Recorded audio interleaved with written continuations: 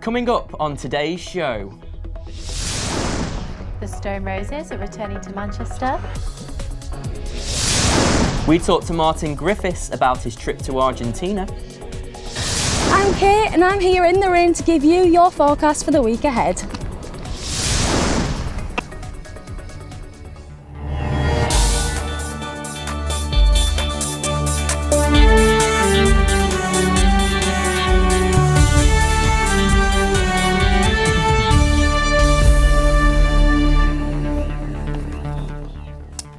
Hello and welcome to Quays News. I'm Adam Bysouth. And I'm Ellie Doward.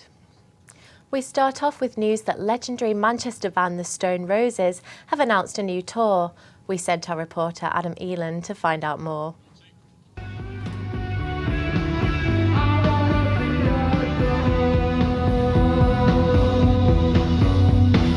Arguably the biggest band in Manchester ever, the Stone Roses, last Monday announced 2 gigs at the Etihad Stadium for June. This comes after a whole day of speculation from the band when posters of the band's famous Lemons went up in Manchester Northern Quarter. We spoke to Colin White, the owner of record shop Vinyl Revival, about how he was contacted by the band. The media company, they turned up in the morning and just said we're putting these posters up round town. I said, oh, they're interesting, it's a Lemon. I said, so it's got to be Stone Roses related. He said, is there some news coming? And then I spoke to the guy, the boss of the media company, and he just said, yeah, he said there's going to be an announcement at 7 o'clock tonight. He said, so he told me in confidence what it was. I'll just, breathe a word. And then he took a photograph of the pictures in the window, and then a couple of other shops put it on Twitter, and it just went a bit mad after that. The gigs are a hot topic in Manchester, and I spoke to members of the public to see what they thought. I saw them in London last year, a couple of years ago, and I think it's great if Manchester can see them as well, back again in home place. One of the greatest bands, iconic bands ever, really associated with Manchester, so it's great news, yeah, fantastic. I went to watch them last year before, in London at Finsbury Park. Thought they were a bit shot, so I don't know, I'm not sure if it's something they should be doing. I think they might have been better knocking it on the head. Tickets were priced at £59 and went on sale last Friday at 9:30am. Selling in under half an hour. The band will also be headlining Tea in the Park Festival next summer too. In 8 months' time, the Etihad Stadium behind me will be rocking to the sounds of Stone Roses classics like I Wanna Be Adored and Sally Cinnamon, to name a few. Hopefully, this gig will go down in Manchester music history for a long time. Adam Elan, reporting for Quays News, Manchester. A local busking band are the subject of a new documentary by an independent film company based in Manchester. Now our reporter Conor Griffiths went to speak to the directors. The Piccadilly Rats have become part of the scenery of Manchester town centre on a Saturday. The eccentric buskers have been performing for years and are infamous amongst locals. After one of the band members died suddenly last year, the band are now planning to play a one-off gig to raise funds for an engraved headstone for their ex-bandmate. I went to speak to local filmmakers, the Low Flying Geese, who are fundraising on the website Indiegogo to raise funds to make a documentary following the band as they prepare for the gig. Yeah. You get like proper salt of the earth characters around here, but the thing is with the Piccadilly Rats, like when you see their exterior, they come across as balmy, and they do, their act is pretty balmy.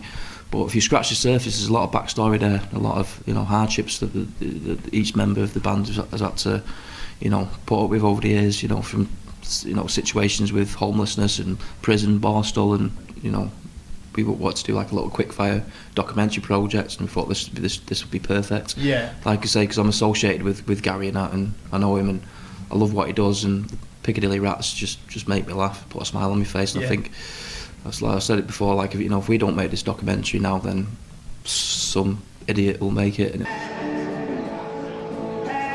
There's still time to pledge money towards the project, which is sure to be a funny, sad and intriguing documentary.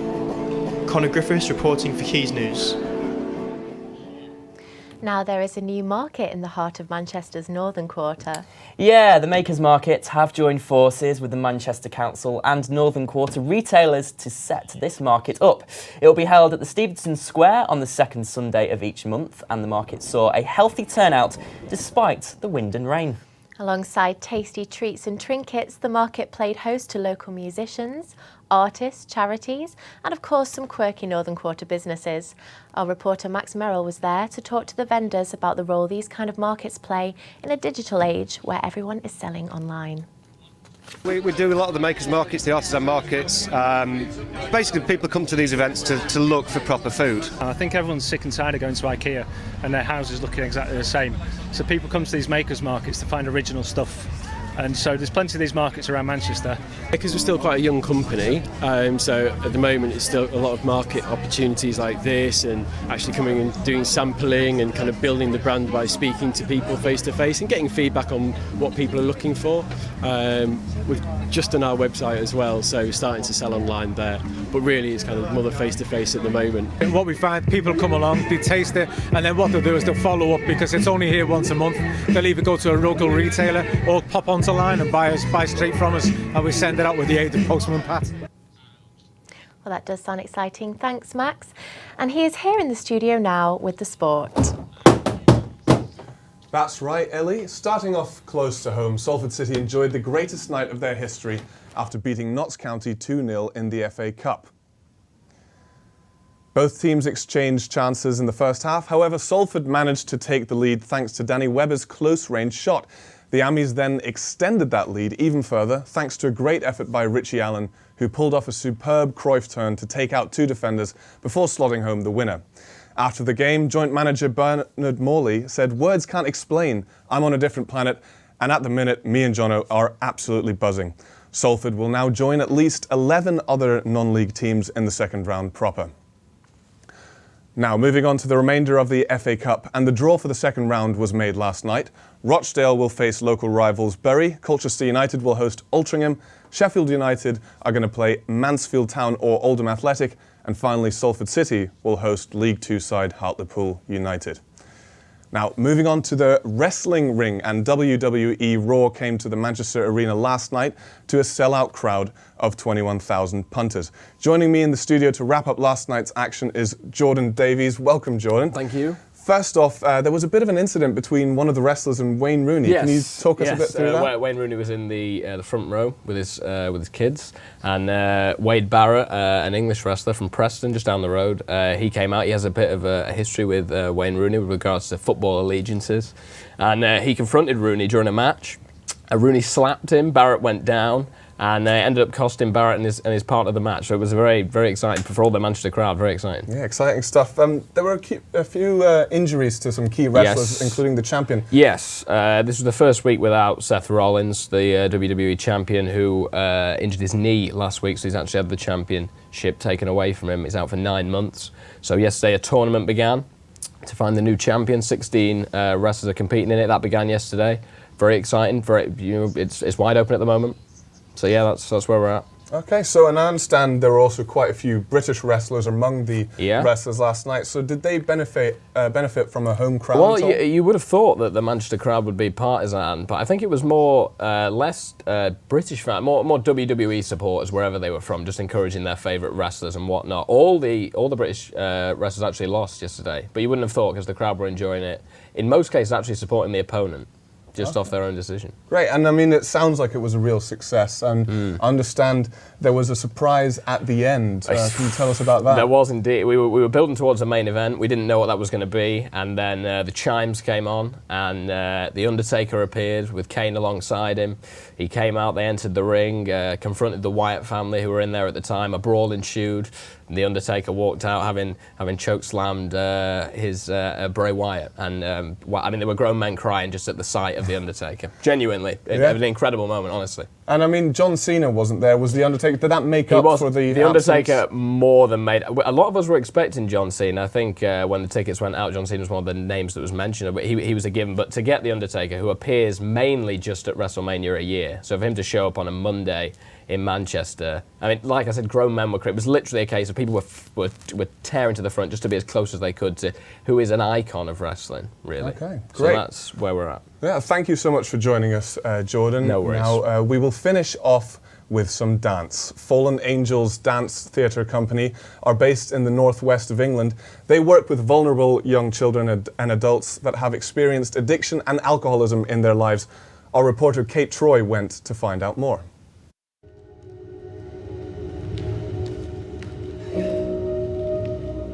Fallen Angels, a professional dance theatre company that works with addicts, people in recovery and the wider community to not only inspire but support themselves and others to make positive decisions. Their vision is to strive for excellence in artistry whilst raising awareness that addicts do recover.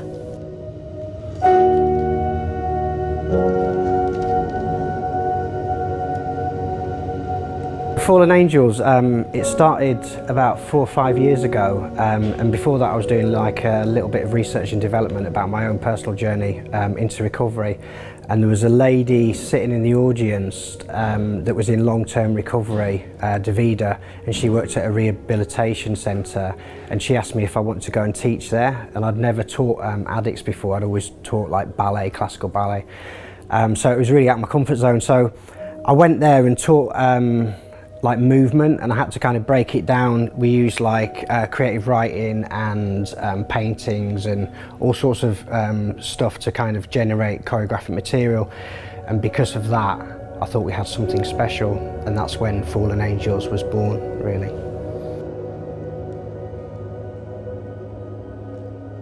I actually got involved 6 years ago because Paul did a piece called My Name Is, and I did some photography for him because of the tattoos and stuff. Came back the next year, said, can you do some more photography for us? I said, yeah, great, we did that. And then he said, can you actually be in it? And I'm like, oh, I don't know, you know, I've never done anything on stage before. I'm just an alky with loads of tattoos. So I thought, right, I'll have a go. The Fallen Angels are performing at the Lowry on Salford Quays. They will be showing a remarkable performance of Upon Awakening on the 18th of November. The show begins at 8 p.m. and promises to be a spectacular performance.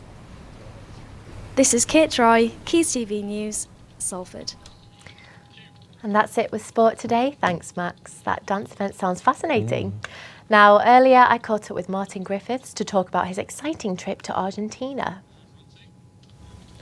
Hi Martin, lovely to have you on the show. So I hear you went to Argentina. Can you tell us a little bit about what that was for? So it was basically with the National Youth Choir of Wales, and the tour in essence was to celebrate the 150th anniversary of the Welsh settlement coming over to Patagonia. Okay. And when they reached there, they basically said, okay, we'll stay.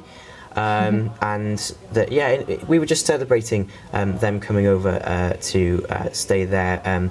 We sang about 7 concerts in the space of the time we were there, and we went to loads and loads of different venues. That sounds brilliant. So can you give a highlight of the trip? Oh, definitely one of the best highlights was singing the last concert, in fact, in the town called Gaiman, which is basically the Welsh capital, let's say, of Patagonia. And everybody was so emotional. It was one of the best concerts, I think, personally as well. And it was very funny because we walked down the street and everyone you kind of looked at or spoke to, they all spoke Welsh. And there was also a coffee shop called Tŷ Gwyn, which was really, really, really nice. That sounds brilliant. Well, thank you so much, Martin. Now here's Kate Troy with the weather. Good afternoon. Now, I've had a little bit of a dull and a misty morning today, unfortunately, and it doesn't look like it's going to be getting any better either. The rain is clearly showing no signs of stopping, but as we reach this afternoon, it could start to get much drier and brighter. Moving on into Wednesday now, and that northerly breeze is staying with us, so the temperatures are not looking too healthy, maybe around the 10 or 12 degree mark. Around 3 tomorrow, though, we should potentially be looking at some thunder and lightning, and that rain is not going to stop until later on in the evening. So unfortunately this week it's looking mostly dull, wet and cool, but we might see a little bit of sunshine on Friday, so we'll watch out for that. Now, did you go to any firework displays this weekend at all? Did you go out and experience any kind of bangs or anything like that? Did you go out, Emily, at all? See anything? I didn't, unfortunately. No. I did go to a concert though. You did? Yeah. How was that? Was that good? I did do something fun. Yeah, you did. Yeah, I went out into Manchester and also went to Heaton Park and saw loads of fireworks. Went on a ride as well, which was great. So that was really good. And sadly, last Thursday it was Bonfire Night, and of course there's various displays taking place across Manchester, including including the stunning ones, like I mentioned, at Heaton Park. And there's loads, of course, going on as well across the town. So, did you see any? Make sure you let us know. Head over to keysnews.net or Keys News over on our Twitter page to send us in all of your photos. We'd love to hear them.